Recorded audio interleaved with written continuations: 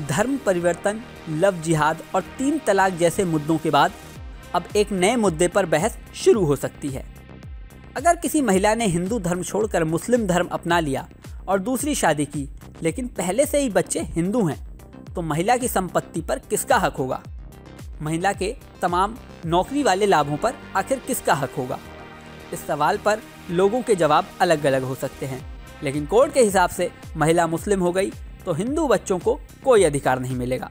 जी हाँ, ऐसा ही कुछ फैसला हुआ है गुजरात की एक अदालत में।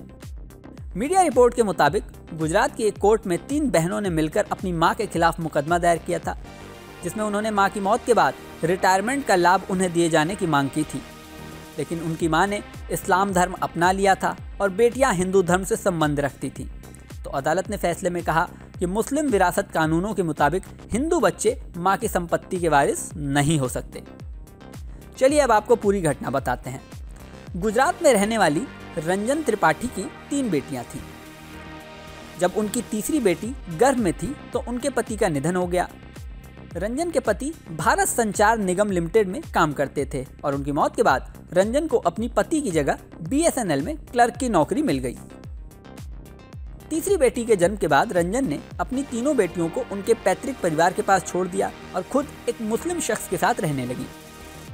साल 1990 में तीनों बेटियों ने अपनी मां पर परित्याग के आधार पर मेंटेनेंस का केस दर्ज किया। इस केस में बेटियों को जीत भी मिली। इसके बाद साल 1995 में रंजन ने इस्लाम धर्म अपनाकर मुस्लिम शख्स से शादी कर ली। मुस्लिम व्यक्ति से शादी के बाद रंजन ने अपना आधिकारिक नाम रेहाना मालिक कर लिया। शादी के बाद रंजन उर्फ रेहाना ने एक बेटे को जन्म दिया और सर्विस रिकॉर्ड में अपने बेटे को ही नॉमिनी बनाया, यानी कि उनकी मौत के बाद PF, ग्रेच्युटी, बीमा और अन्य लाभों पर उनके बेटे का हक होगा। जब साल 2009 में रंजन उर्फ रेहाना का निधन हुआ तो उनकी तीनों बेटियों ने अपनी मां की PF, ग्रेच्युटी और अन्य लाभों पर अधिकार होने का दावा किया और सिविल कोर्ट में एक मुकदमा दायर कर दिया। लेकिन अदालत ने अब ये कहते हुए उस दावे को खारिज कर दिया कि अगर मृतक की मां मुस्लिम थी तो उत्तराधिकारी हिंदू नहीं हो सकते।